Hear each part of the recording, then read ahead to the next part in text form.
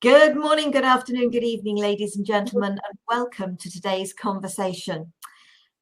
We were expecting a guest this evening, so welcome from myself, Sara Jane, and from my co-host, Enolia. Enolia, hello. Hello, hello, Now, we were expecting Mary Walken, and we actually don't have any idea why she's not with us. So she might jump on at any stage. So we are just going to carry on with the program but it's actually her choice of topic. Not that we'll have any difficulty talking about this, because it's don't handle grief, let it heal. And I think, I'm sure you, like me, it isn't a matter of telling people to get over anything, is it? It really is just a matter of supporting people, because we all deal with things in our own way from our own experiences. You're absolutely right. And, to step back and to look at how you process your grief, how you process when things that make you grieve happen in your life. Are you able to move through the story? Do you find yourself stuck in it, or do you find yourself avoiding it overall? And people have so many different reactions to trauma and traumatic events. And so it'll be interesting to really just unravel this a little bit and see it in a few different perspectives. Yeah, and I think it really is a matter of none of us know how to deal with anything until it happens to us for the first time. That goes with absolutely everything in life that is something new. And if we are lucky enough not to have grief for many years of our life, then great. But grief comes in so many different forms, or should I say, for so many different reasons. It isn't just about death. No. It can be about the loss of a job, a pet going missing. It can be the bust up of a friendship. It can the loss of a house, a home, the breakup of a marriage. There are and I think grief for a child can be the hurt and the pain of a single word said. Yeah. It said out of anger or of malice or whatever. And even for an adult, something said very unkindly. It's true. Can be, and it is a form of grief. Anything that hurts can be a form of grief. Yeah. It's interesting that you mentioned a child, and I actually want to share this, is that children, let me position this statement properly. Children, if it's a direct impact to them, do experience grief, but a lot of times children will mimic what they see. And this is really important to understand, because if you have children all around you and you're not able to process grief well, they're going to pick up on all of the areas that are dysfunctional in that process that you're going through, because they have no idea. They look at what you're representing as how to process that, and then they go, that's what it should look like. And it's so important for us to understand that sometimes when these things happen, we're not the only ones grieving. Yeah. Or we're not the only ones that are impacted by this process. And that it's important to keep that communication open. It's important to just be able to articulate what you're feeling and how you're feeling it, and how you're processing it, so that a child can understand that it's not them. I think a conversation I was actually having with my mother yesterday as I was driving her back down to Devon. And it very much is a matter of children learn from their parents, their teachers, their friends at school. The behaviors they watch in others is their learning process of how things are dealt with and, you know, what you do. And thinking about grief, for me, I think the first grief that I ever came across was the loss of some pets. But obviously, being somebody who really does love animals, I'd say I probably love animals more than people some of the time. And I think there are a lot of people like that. But it doesn't mean we don't love people. But my own insecurities, I felt that I got more love from animals than I felt I got from people. I'm not saying that was the case, but that's how it felt. And so, of course, the death of a dog, and I think one of the dogs unfortunately had to be put down because it bit the postman, and they couldn't risk having that dog round young children. Right. It was not that they didn't want the dog, and then another one of the family pets got run over, sort of. And then then I was a bit older when some of the others went, but it doesn't stop it from hurting, because we did have dogs when I was little. Right. I was, I think, 19 before the first of my grandparents died. Oh,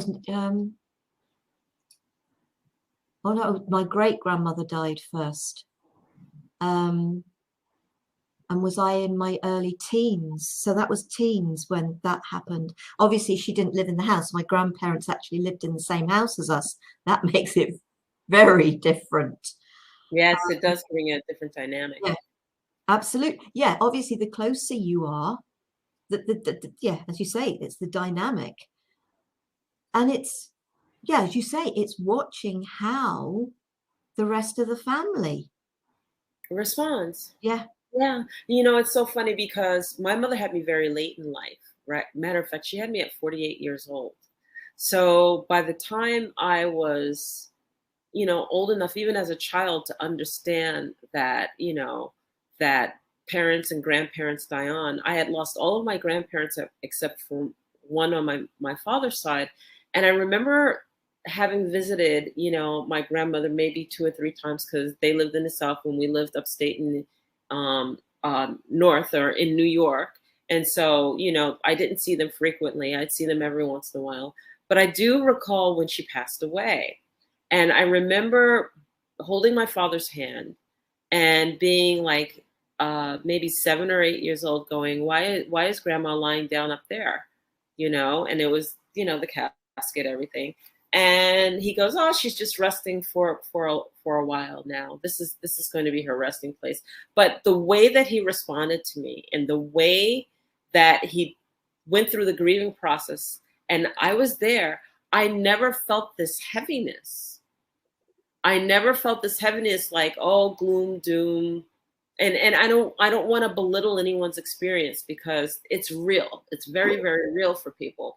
But the way that he and my mother guided me through that whole process, I never felt this heaviness. So when it happened again, it was like, okay, what do we have to do?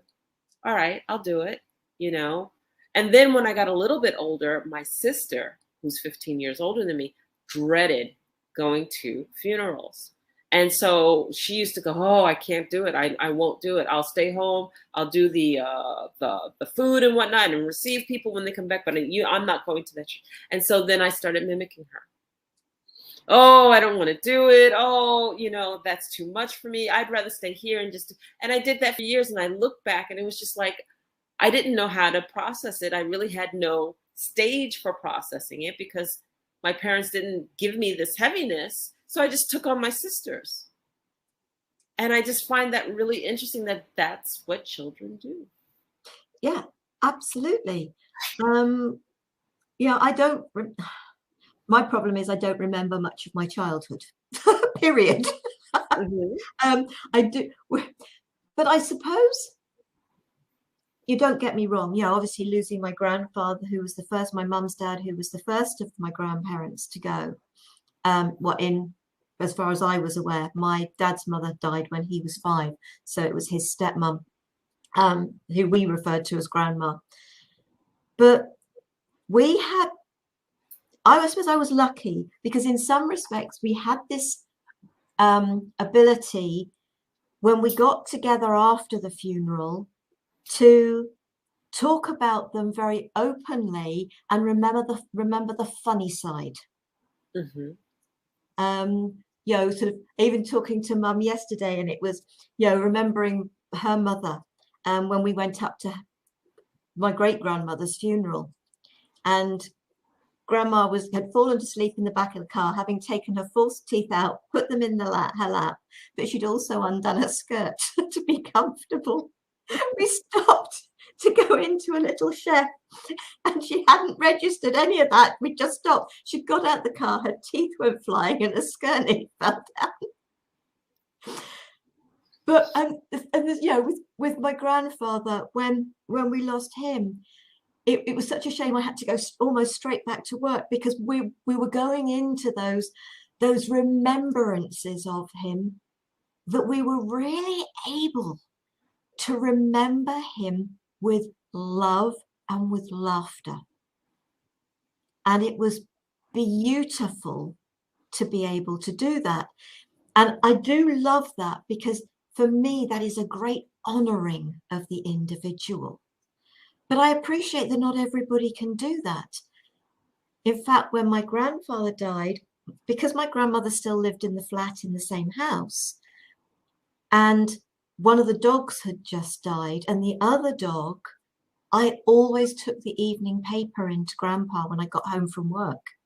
And I still took it into Grandma. And I would appear, and the dog would cower as if I were the one who'd taken his mother, because the other dog had been his mother, and the person who walked him the most, I'd taken these two beloved from him. For some reason, he equated that with me. Wow. And that was really, really sad. But I think, and I do appreciate that some people have a real problem with death. My dad died just over 10 years ago. And I haven't struggled with it at all. I gave him permission to leave. I would have struggled with watching him continue to live, having gone through what he'd gone through and being more of a vegetable than the father that I knew. And so letting him go for me was the right thing to do. And by understanding from my perspective, it's about continuation day. So his body has gone, but he hasn't. His soul's still around. But my mother, she struggled with it because she'd lived with him for over 50 years. Every time she went out, she came back to an empty flat. So one of the things that she was suggested to her was put a radio on when you go out so that you have voices or you have music or you have something when you come back in and it's not sounding like an empty flat. Right. Well, I have to tell you, I'm sitting here thinking about this, and I kind of want to, I'm going to venture out a little bit because I'm sitting here in Africa and I've had to attend funerals here. And the last funeral that I attended from a dear, dear, dear, dear friend that every time I was here, we would visit. Every time I was here, we would visit. And he and his wife were close to us. And so there was no question about it. I had to go. I had to, be there for her because her husband died. And we, as a couple, two couples always hanging out together, we're close. And I was not prepared for what I experienced. So, you go to a funeral and you expect that you go through the ceremony and everything's done, and people will cry a little bit. But in this case, this is the first time I experienced wailing. And they wailed. They were wailing before I got there. They were wailing the duration that I was there, for the day and a half, the 2 days. And I'm sure they were wailing days afterwards. And it threw me off. It was really, really hard to handle that process, because we have this thing, or at least I have this thing, where even though the grief is taking place, you know, you go for that period of time, you get it out your system, and then you have peace and you reflect, or you go introspectively in. But they non-stop wailed, and I couldn't find my peace. Mm-hmm. And then this other thing, that the way some of the rituals are designed is that for the time that you're quiet, you know, that person who's directly impacted can go rest, can just be with themselves, have that moment of peace or quiet. There was not that for the person who was impacted. She did not have a chance. She wailed. She had to be available 24 hours, 7 days a week. I made the suggestion, why don't you go rest? No, no, no. I might miss not receiving somebody, that I have to be here to receive anyone until everybody went to bed. And then that was the other thing. She was not alone. Everybody, she had somebody around her. There was no peace. There was no quiet. There was no isolating oneself to have that moment by themselves. And I don't know that I could handle that. Mm-hmm. It was so impersonal, and impersonal meaning that you could not demand any privacy. You could not go off by yourself. You could not have that moment of peace, and you couldn't stop crying because you weren't meeting the traditions. I was blown away. And so I look at that process and I wonder, you know, yes, that person would be depressed, but the question would be, you expend so much energy in meeting the process and executing it. How much is left for you to actually feel depressed? Because you've expended, I was exhausted and I was just there for a day and a half, and they will wail. They were required to wail for 7 to 10 days. Full out yelling day and night. And now when I walk through Angola and I hear it, I know what's taking place. I never knew what it was before. So it's interesting seeing other processes. I suppose in some respects, it's being able to get that happy medium, isn't it? You need to cry, let it out. Don't bottle it up. But forcing it is as little benefit, I would have thought, to somebody than being told, stiff upper lip, as they say about the English. Yes, stiff upper lip, don't cry. The tears are so important, aren't they? Yes, they are. And yeah, it's all very well saying sort of 7, 10 days, but actually for that period of time, obviously within sort of different cultures, for that period of time, there are potentially people around, people checking up on you on a regular basis for maybe a couple of months or whatever. But then everybody gets back on with their own lives. It's true. However, if you are the bereaved, you are the one still in that, whatever the bereavement might be. You are the one still there. You are the one on your own. And okay, I referred to my father, but then okay, you've just got to think about my mother lost a daughter. So obviously my mum and dad lost a daughter. You know, sort of parents can lose their children. It's not necessarily about a partner or about a parent. It can be about a sibling. It can be about so many different things. You know, it could be a mother that's carried a child for 6 months and not even had a child that's been born, but that mother has still carried that child. grief comes in many forms for many reasons. And just because other people have got on with their own lives doesn't mean that you're yet ready to do that. And so obviously the space that you're talking about, but I think it's then thinking, how do we talk to people? And we can't say, I know how you're feeling, because you have no idea how that individual is feeling. Sometimes they just would like someone to sit there and be with them. Sometimes actually it isn't a matter of avoiding talking about the individual or the circumstance. It's, what would you like to share? Because that's where we shared the fun and the laughter around things that happened within that individual's life. And I felt that we sent them off loving them enough to know what would make them smile, and they'd have been there laughing with us. Mm-hmm. And it didn't stop it from being hard. When, especially that person's lived in the same house, you know, and suddenly they're not there. Yeah. Yeah. It's a hard task. It really is. And it depends on the circumstances. I'm one of those people, I usually don't have a problem being able to share how I feel and say something that is very supportive.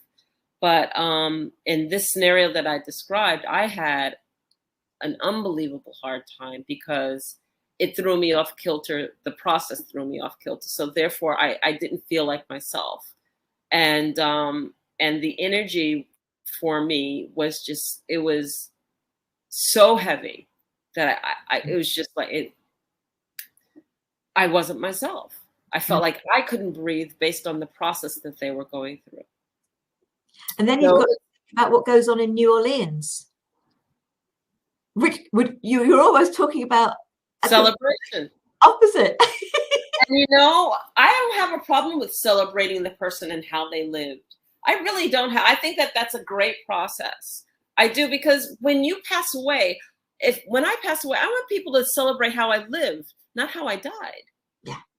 I want them to celebrate what made them smile that I did. I want them to celebrate what legacy I left that just makes them so thrilled to have known me.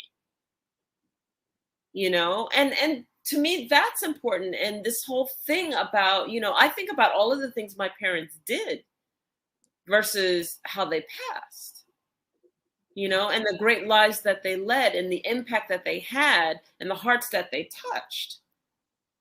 And to me, that's what I want to hold on to. Those are the memories that I want to bring forward. I don't want to be wrapped in a loop of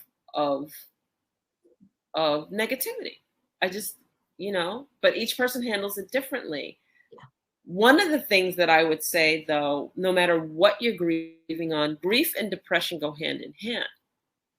And when going through depression and grief, and if you find yourself locking yourself in a dark room, someplace dark, no sunlight, energy stale, in other words, no fresh air blowing through, you know, same clothes, all of the signs, we know the signs.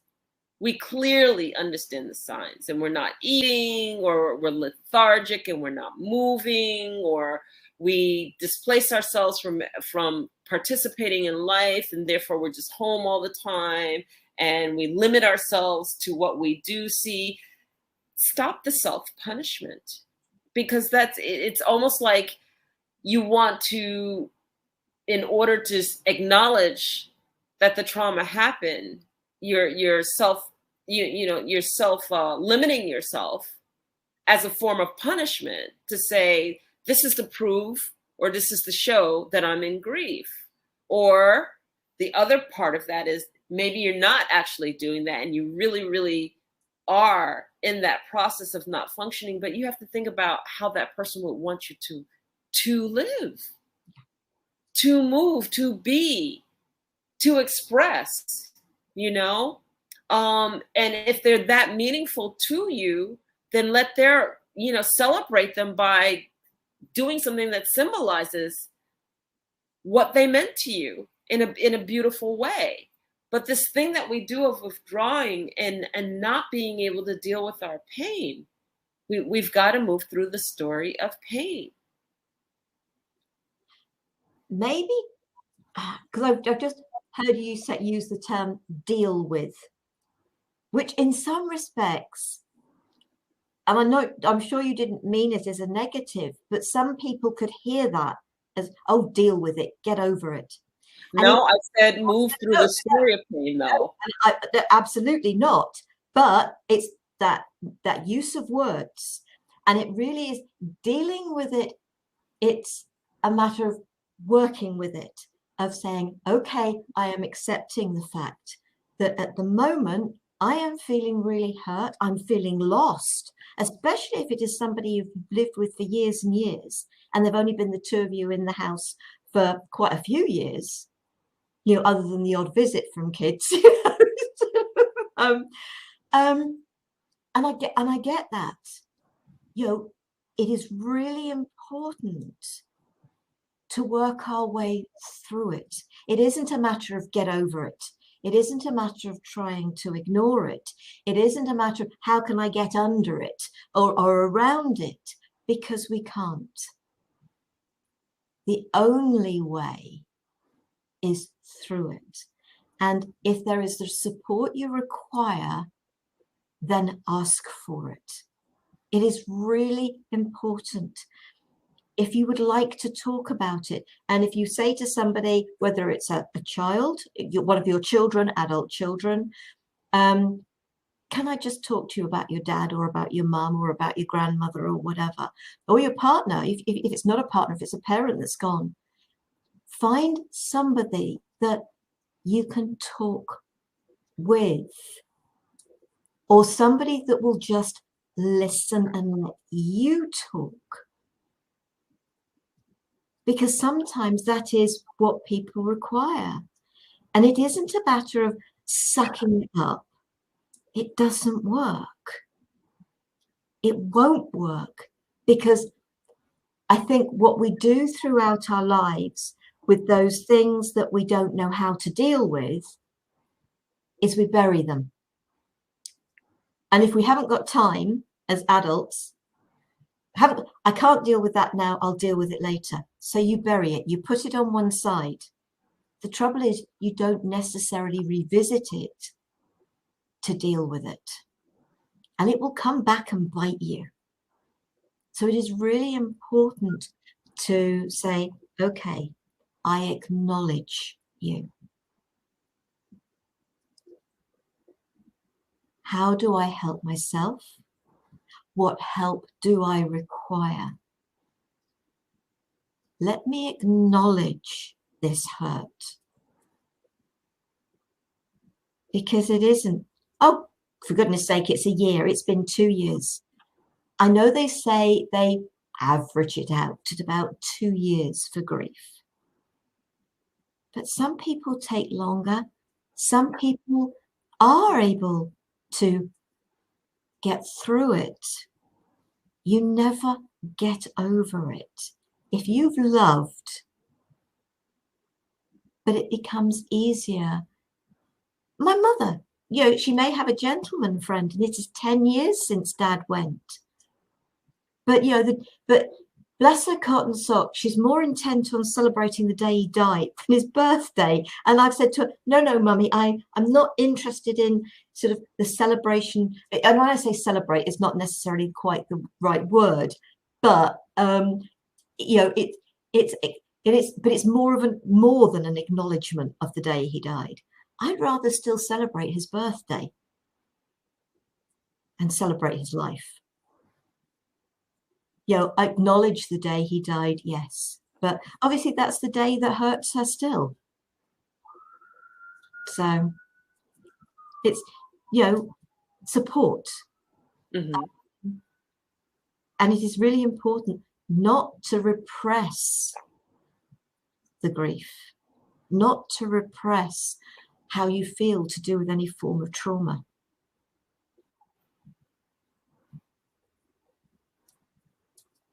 Absolutely. Absolutely. So some of the key things that should be taking place is just, first of all, acknowledging the fact that you're going through grief and Mhm. being able to see it. And then once you acknowledge it, how you choose to move through that story, how you choose whether you want to be listened to, whether you want to just go on those long walks, whether you want to retreat for a little while, it's beautiful. That's fine. But just do not allow yourself to get stuck in that story. And that's the key thing right there, is not allowing yourself to get stuck in the story. Because you can stay there a very, very long time and then lose the sight that you're still in it. You know? So it's a lot. It's a lot to handle trauma. And again, like we said in the beginning, every person deals with trauma differently. And the other piece of that is, and it's not always leaned towards death. You know, I think of people who lose jobs, and that's real right now because so many people have lost jobs. And the grief of always being able to know that you can provide for your family, and then all of a sudden finding that everything is being challenged. You know, so dealing with it all at once from one extreme to the other is extremely hard. And you have to be able to look at that support system that you have and work with that support system to navigate your way through. But that's the key, is to navigate your way through. Because you don't have a job doesn't mean you're not qualified, that you are not valued, that your skill set isn't of value. You have to make sure that you don't go down that rabbit hole of thinking that the job defines you, and always just remember that you are the one that defines you, and you define that which you step into.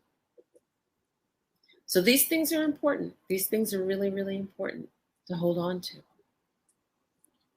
And sort of that ability to be able to share with others, but also to be there for others and realize that you're not on your own. That's right. That's right.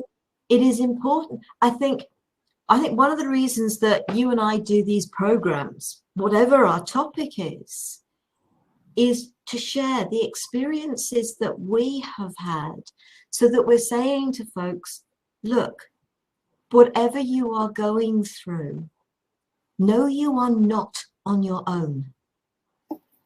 There are some of us that have had maybe similar experiences, or if the experience hasn't been same, maybe the feeling and our reaction to that experience has been similar. Mm-hmm. There are people out there experiencing what you are experiencing.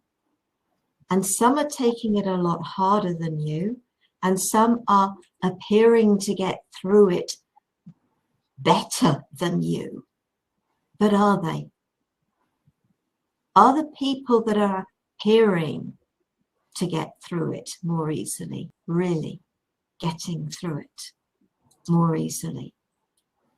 Or are they just hiding behind it? Have they buried it? And will one day they erupt into that wailing? And maybe somebody at some stage somewhere in the past realized that by doing all that wailing, it was a way of release. Mm-hmm. I think 7 to 10 days is a bit long, but I'm not the one that's there, and in some respects it would be really interesting to speak to people having had that chance to do that. Although I don't think with my belief, I don't think I could do that. Mm-hmm. I couldn't do that wailing because actually death is something different for me. Mm-hmm. And I appreciate that. And I appreciate that, you know, there are going to be some that can accept what I'm saying, and others are going to be, am I cold-hearted? No, I love my dad. Yes, I miss my dad. But actually his energy is still here. And I can talk to him when I want to. I can remember him in different ways. And, you know, and we tend to remember the funny side of things. That's just what we do as a family. It doesn't mean we don't miss them. But I've lost jobs. I've lost pets. I've lost a sister. I've lost all my grandparents. You know,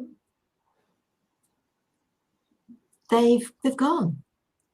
Their bodies have gone,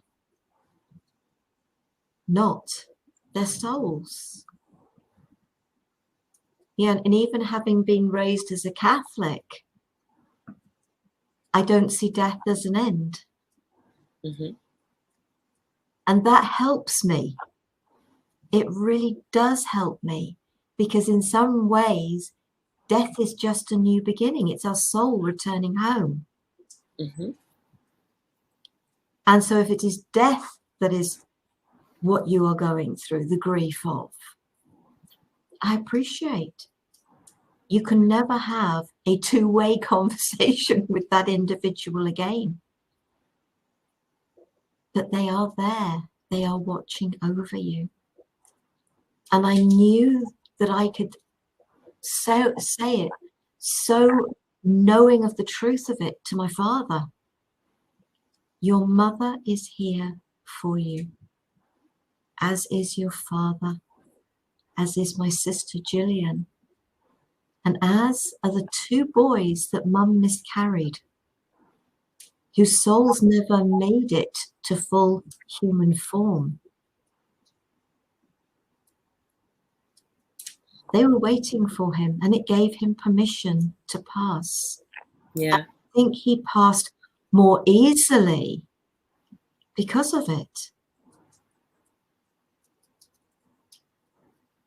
So can we, it's very difficult. I appreciate that. But watching my father the way he was no longer my dad. If we can give people permission to leave, and we know that it's only the body, maybe for some, it can make it easier to cope with the grief that follows. It's interesting because some people might feel that giving them permission to leave will insinuate that you don't want them there. But what you're really doing is you're just allowing them to have peace in the process, and that you can let go. It's not even, okay, leave now. It's, I can now freely let go, and you don't have to feel guilty about me leaving. You don't have to feel remorse. You don't have to feel like I can't make it. I'll be able to make it. Thank you. Thank you for being here with me, and thank you for the time that we had here with you. And that's what we really mean when we're saying, I give you permission, you know, to move on. And that really needs to be clear with people, because, you know, we show our love in so many different ways. And one of those ways is by holding on. And when we hold and we love with all our strength and all of who we are, you know, that is felt by the person that is wanting to depart, wanting to transition. And so that balance of, I love you, I'm there for you, you are everything to me, and I understand that this transition has to take place. And I understand that you know that I can let go. I can let you be free. And if I can't, you'll just always be a part of my heart, but I understand. So it's a hard one. It's a hard one. And I really feel for those who have to go through it. I had to go through it with my mother and my father. know, and actually all of my parents' siblings have passed away. So, you know, it's a very odd thing to be the elder in the family, the eldest in the family. You know, my sister and I are, you know, and my cousin, because all of our parents' siblings have passed away, and Yeah. it's us. Oh, when the last of my grandparents passed, I remember thinking, I was right there in the church at the funeral thinking, the next generation is my own parents. You know, and I still have my mother. But when mum goes, the next generation is just that, Katie, Jackie, and I. That's right. And it really is. And sometimes that can be part of it. It can be, because I think when grandma went, it was the next generation is my own parents. It's mum and dad. It's unbelievable feeling to realize how I can't really describe that. There's not a word for it. When my mother's last living sister passed away, and my cousin didn't get it. My cousin was going through the grieving process of losing her mother, but you know, and I was asked to speak at the funeral, and I did, and it was just like, you know, when I made the statement of how we, as the next generation and now the oldest generation, will you know, make you proud. You've taught us well. We're prepared, you know, and we're here for our children. And she said, it didn't dawn on me that all of mommy's siblings are gone. All of my dad's siblings are gone. Yeah, both on my side too, you know? And so it was just like a realization that just hit you. Mm. Yeah. And it's a responsibility. Yeah, absolutely. Suddenly we become the oldies in the family. Mm-hmm. But the ones that the kids go to, the ones that have to say something, that should say something, you know, the ones that bring the families together. Yeah. Yeah. Oh, and I, you know, as much as I don't have children, yeah, it is lovely every now and again if one of my nieces or nephews comes to me. Now I know they've got their own mothers, but sometimes as aunt, you know, Mm-hmm. it's because we all have our different things that we are good at. And obviously, yeah. So There's this dynamic in the family that it's always the aunties that have the best knowledge because they don't listen to the moms. You know, they don't want to hear it from mom. Aunties can say the same exact thing, and then it's like, oh, light bulb on. No, mom's been saying that the whole time, but okay, you needed to hear from your aunt. That's fine with me. You know? So yes, you have a big responsibility there. yeah, You yeah, know? absolutely. And obviously, one of the possible, because obviously we said there were going to be certain things that we'd sort of touch on, the possible long-term effects of repressed grief and trauma. Now we obviously hear about people who die of broken heart, Mm-hmm. and I'm sure they do, Mm-hmm. you know, because that is, their grief is such that they actually do not want to go on without the other individual. But I think what we've got to realize is that if you repress it, if you don't allow yourself to have those times of tears, those times of, okay, I will allow myself to have a, I don't know how, whatever term you use it, pajama day or whatever. I am going to take myself away. I'm going to be able to go for walks. I don't want anybody around me. I am just going to do whatever I want to for a period of time. And if you want space, or, you know, actually now it's time, I really do want to talk to somebody, find someone to talk to. If you don't allow yourself to go through it the way that works for you, trauma that is not dealt with can bring up its own major issues health-wise. Depression, anxiety being just the tip of the iceberg, because it can also lead to other major health issues. And that includes obviously not feeding yourself properly. And just makes it harder and harder to live life. And as you commented, sort of much earlier in the program, the people that have left, they wouldn't want us to not live our lives, to go on and continue to experience. I think that you're being really even kind about it, because the bottom line is that if you don't take care of yourself, your body will shut down. Yeah. Period. You have to take care of yourself. There's just no question about it. The body was not made to stay in the dark 24/7. The body was not made to be in a state of depression for years and years and years. It reacts. And the longer you stay in it, the more it's going to react, and the more that you bring it on. The body was made to have laughter, to release, to have sunlight, to have joy, to be nurtured, to be engaged in human touch, to be loved, to be engaged in emotion. It doesn't matter that it's an up and down roller coaster, because then that's a change of emotion. And that's what the body needs, because if you're in a constant state of depression all the time, your body's going to react and eventually shut down. And that shutdown is going to cause dis-ease or disease. And then it just comes on, and you know where that path leads. We must engage in life. That's why we're living. And sometimes we can't just sugar, we can't.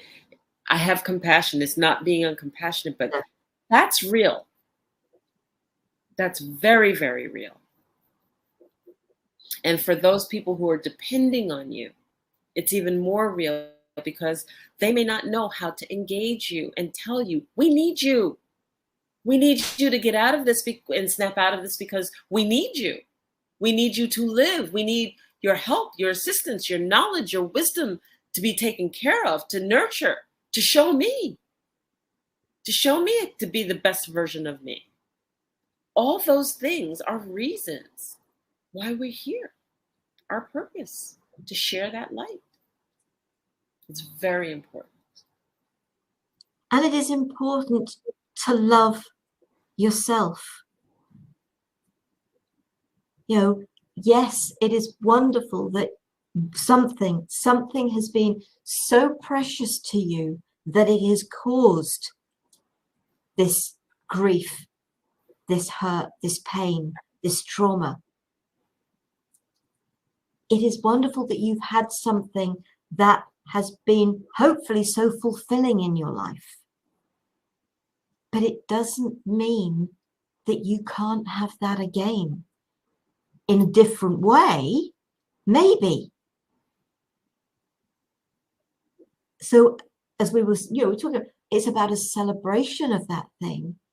I am so pleased I experienced that. I'm, as I said to my dad, thank you for being my dad.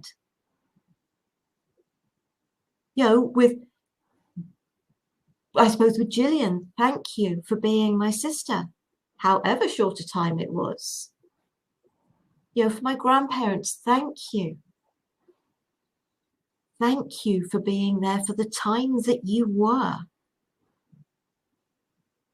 And knowing that, we still have those memories. And I think for too many of us, the encouragement is towards negativity rather than positivity, towards the weeping and the wailing against the, yes, we acknowledge the hurt, the sadness, but we also acknowledge the joy and the laughter and the fun and the pleasure and all the experiences we had with that individual. And we can remember with love and with a smile. Because if we can smile and if we can love, we are letting in sunshine, which is what our lives require to be fulfilled. And if you've lost an individual, they wouldn't want you to be anything other than continue to be happy. If it's to do with a job or a home or whatever, if it's something more material, do you know what? Yes, it may be sad that it's gone, but we can pick ourselves up, because probably there is something way better waiting for us if we but let ourselves be open to it. So where is your grief? What is your grief about? Because if it is a material thing, there is something much better waiting for you. If it is the love of an individual, a person, then honor them. Honor the love that you had by remembering the joy, the fun, and the laughter, those amazing times you had together, whether there were children or not, whatever that life was you had together. And I suppose I feel very blessed that that was really the nearest I got, I suppose, to guidance. But remembering that actually I went through grief and trauma way much younger than that, when nobody could teach me how to deal with it, so I didn't deal with it. It was buried. Yeah. We have, I believe, given our audience a lot to think about. Yeah, we're coming up on an hour, so I think that that might be a great place to just pause and reflect and to really take in consideration how you grieve. So thank you, Sara Jane, for all of those, your perspective and the stories and the sharing from the heart. And we hope that it was meaningful to you out there in the studio audience. So at this point, and I would like to say thank you to you for your sharing too, because this is about sharing. I also want to say I don't know what happened to Mary, and I'm very sorry that she hasn't joined us. Obviously, my first thought always is I hope everything's okay. Yeah. And obviously I couldn't phone her. I have emailed her, and I will obviously now try getting in touch with her and saying I hope everything's okay. So I hope that it is. But yeah, thank you, Enolia, for your part in this. And you're now going to share what we're up to next in a fortnight's time. Yes. So we will be back with you on Friday, the 11th of March, and that will be 9 a.m. PST, 12 p.m. EST, and 5 p.m. GMT, which is UK time. And we're going to have our guest, Christina Konya, joining us. And she's going to discuss with us the connection between self-love and success. So we're really excited to have Christina with us. And I hope that you'll join us on the 11th. And we hope to see you there. So take care of yourself wherever you are in the world. And thank you for joining us here at today's conversation. Thank you, Enolia. Thank you, folks. Yeah. Namaste. Aho. Bye-bye.